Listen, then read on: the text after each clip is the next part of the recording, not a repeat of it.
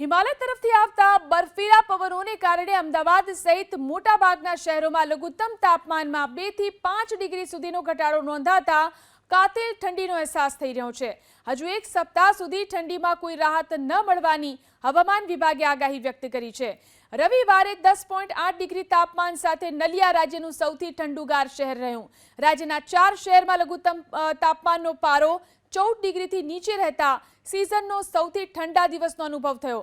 અમદાવાદ શહેરમાં લઘુત્તમ તાપમાનનો પારો છેલ્લા 48 કલાકમાં 4.7 ડિગ્રી ગગડી 13.2 ડિગ્રી થયો છે।